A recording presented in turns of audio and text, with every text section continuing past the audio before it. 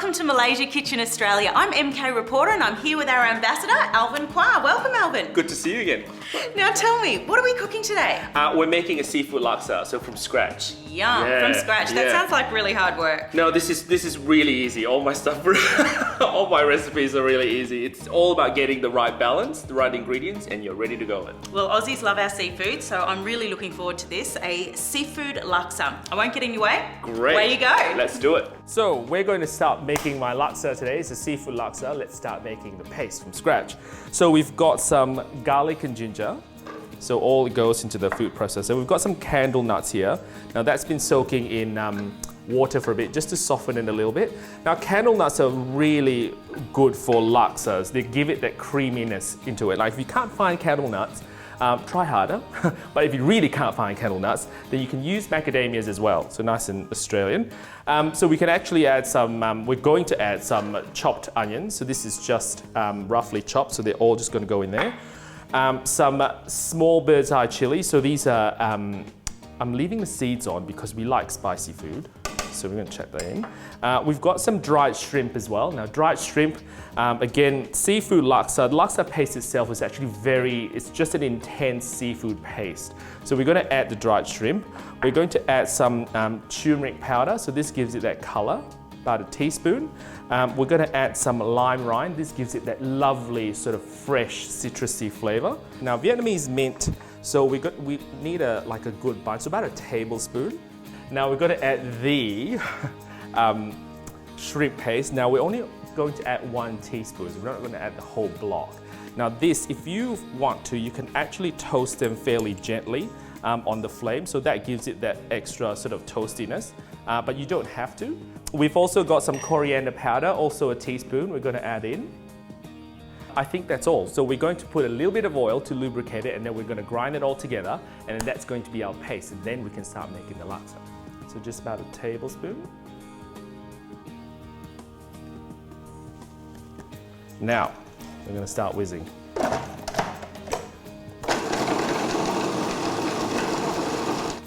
Now, we're just going to tip these prawn heads in there.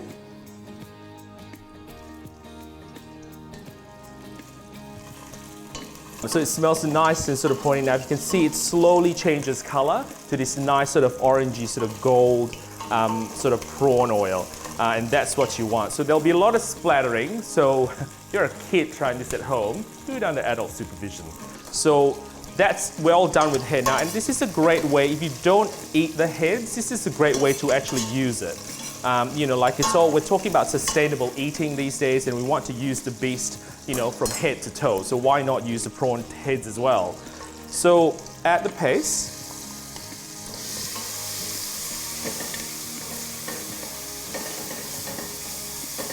Now that's smelling really good. If you need to, add a little bit more oil, but this is fine for me. And once you get that lovely sort of fragrance, you can actually start adding your stock. Now the stock that I'm actually using is actually a combination of chicken stock and fish stock. I love fish stock. It actually gives it, again, it's a seafood laksa. So go with, if it's a chicken laksa, then use all chicken stock. But it's a combination, so it's a total of 1 liter. So we're going to add them in. So once it starts to come to boil, you can actually add the coconut cream. So we'll do that. Now there's variations of laksa. So there's like the health conscious laksa, which everyone uses, you know, light cream, you know, like the 70% less fat. Meh. Like I love, like what's the point of having laksa when it's going to be fat free? You're not going to eat this every day unless you're in Malaysia. Trust me, we eat this for breakfast.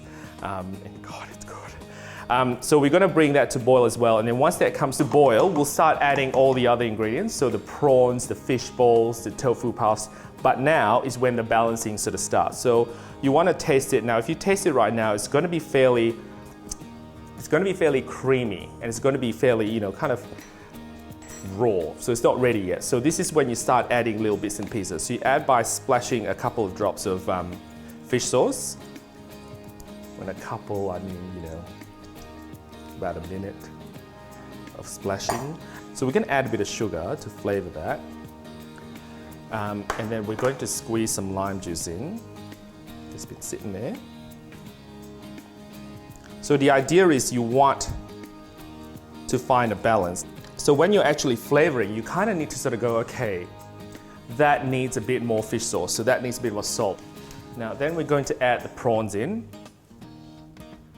Righto, so once that's in, we're going to add the balls, fish balls, and the tofu puff as well. So we're ready to plate up. That's sort of nice and percolating away. So we've got our lovely bowl of vermicelli here. We're going to top it with a little bit of bean sprouts. And then we're going to start scooping all these lovely, look at that. So we want to start with maybe some tofu puffs. We'll just put it there. So we'll have some fish balls as well. Maybe a couple of prawns, and then we're going to spoon the soup over that.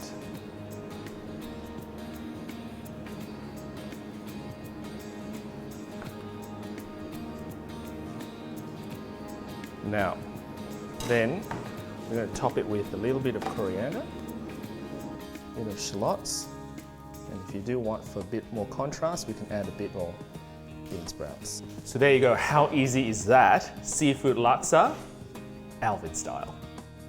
I followed my nose and look what I found. Always ready for the seafood. taste.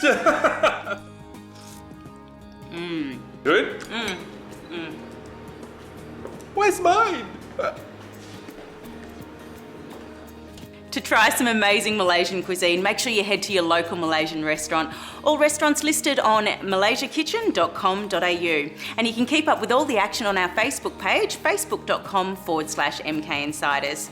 Don't forget to visit us at the Sydney Good Food and Wine Show and the Perth Good Food and Wine Show in July. See you then.